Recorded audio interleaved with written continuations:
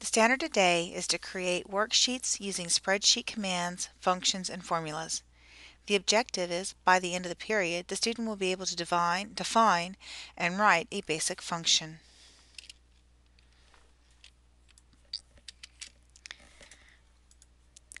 Function is a predefined formula in Excel.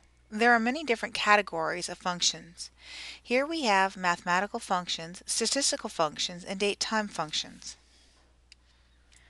When looking at functions, the different kinds of categories of functions, you note there's a whole lot more than just those three that we just talked about or just looked at on the PowerPoint.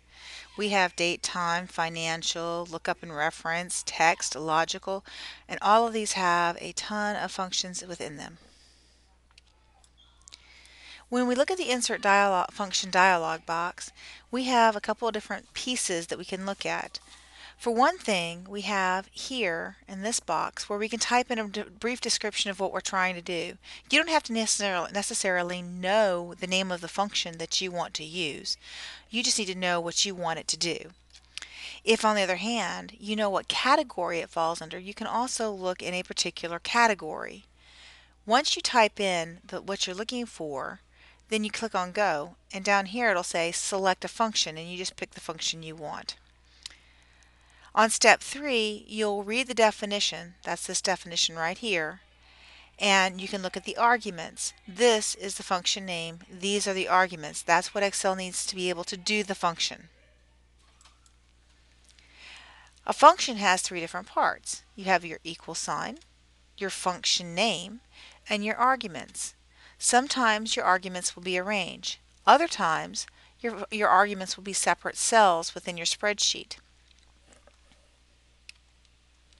Let's take a look at the power function. What the power function does is it allows you to get a exponent. So here you would have your power, your number, and your power. So that the return would be a result of a number raised to that power. So if you had something like you wanted the power of 10 to the power of 12, it would then return for you the actual function. You can also type in the name of the function if you know what it is. Once you've got the function typed in and you hit Tab to get it to pull up, you then have a screen tip that describes the function with its arguments. So for here you'd have average and then your number, and then if you have other numbers elsewhere that you need to average into this number, you could put that in there. Now we're going to use the Excel Insert Function dialog box to find functions for the following slides. While you do this, if you have a starter, you're going to write the formula on your starter.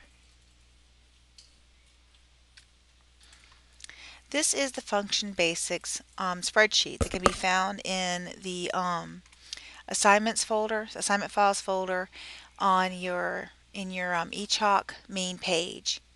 In order to figure out the grade for this particular student, for Johnny Bobbins, we need to be able to do something with these grades that he's got here. That's something that we need to do is to average these grades. So we're going to click on the FX at Insert Function dialog box, and we're going to type in average. Now we're going to make sure this is the all, and we're going to say go. Here is our average here. That's the one we want to use.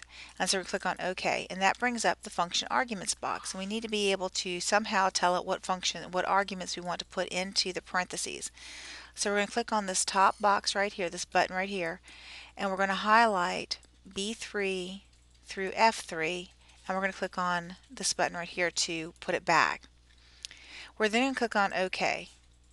This is the function that should be written into your number 1 for today, and that is equals average B3 through F3. You have your equal sign, your function name, and your arguments. You are then going to copy this formula down so you're averaging all the grades. For problem 2, we're going to go ahead and put the equals average. I'm going to type in AVER, and notice that there is average in our drop down list right there. Since average is already highlighted, I'm going to hit the Tab key, which will allow me to then enter my arguments and hit enter. I'm going to go ahead and copy this formula down, function down. And we'll come over here. What we're looking for here is minimum. And so we're going to come back up here and we're going to get our insert function dialog box. Minimum is the same thing as lowest. We want the lowest grade for assignment 1. So we're type in lowest and hit go. Now the first thing it brings up is min A. Well, min A is going to return the smallest value in a set of value, but it does not ignore logical values in text. That means it doesn't ignore words. All right, well, we want one that will ignore the words. So we're going to click on min. And this one ignores logical values in text. And so we're going to say, okay, that's what we want to do. Now here it says the range that it's looking at is B3 through B8. And I'm going to say that's not really what I want. I actually only want B3 through B7. And I'm going to click on enter on my keyboard. And here it tells me it's 79. And I'm going to say, okay, that's what I want. And click on OK. You can highlight and transfer it all the way over if you want or not. It's not important. This is what should be written down for problem 2 or for number 2. Problem 3. For problem 3, we're going to, instead of doing the insert function dialog box, we're just going to type in equals min because we know that's what the function is. Notice that as I typed it in, it highlights min here, and here is our definition again. So if you kind of have an idea of what function you're looking for, but you're not exactly sure which function you need for it, you can type in the first couple of letters and then look for it. Since that's what I want, I'm going to click on Tab, and I'm going to highlight my range, and I'm going to hit Enter. Well, now we want to know who's got the highest grade for that assignment. Well, if equals min is the minimum, then we're going to try equals max for the minimum. And notice that it says returns the largest value in a set of values, ignoring the logical values in text. We're going to click on Tab. That is the one we want. And we're going to highlight the values that we want, and we're going to hit Enter. This is your answer to number 3. For problem 4, again, we're going to go ahead and do the max. I'm going to type in M, but there is max right there. So I'm going to hit the downward arrow and hit Tab, and highlight my values again, and then hit Enter. Now medium. Going on the same logic we used for minimum and maximum, I'm going to click on Enter and type in ME, and there's median right there. So I'm going to go ahead and click on Tab and highlight my range and hit Enter. And this is your answer for problem 4. For problem 5, we're going to go ahead and do equals median again, highlight our range, and hit Enter. 88 is our median. For date, we're going to click on D1, and we're going to go to Insert Function. This time, instead of typing in a description we want here, we're going to go to or select category. We're going to click on the downward arrow and select date and time out of the drop-down box. Notice that you have a lot of different functions that you can go through here, and they're all listed in alphabetical order from A to Y. For date, this is your function, and these are your arguments, year, month, day. Well, I can just go ahead and type that in without using a function for that, so I don't see the point in using that.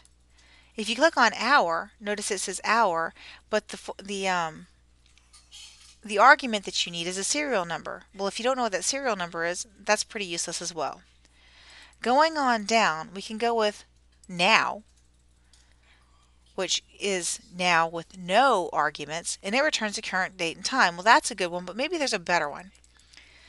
Equals today will return the current date. Well, that sounds good enough for me, so I'm going to click on OK, and it says returns the current date and the formatted date. This function takes no arguments, and that's good, so I'm going to click on OK, and there's our current date.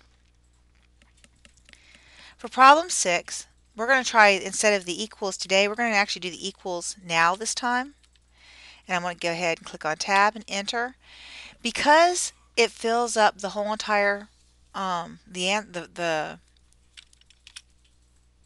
the results of now fills up the whole entire cell, you get all these pound signs, which are also called hash marks.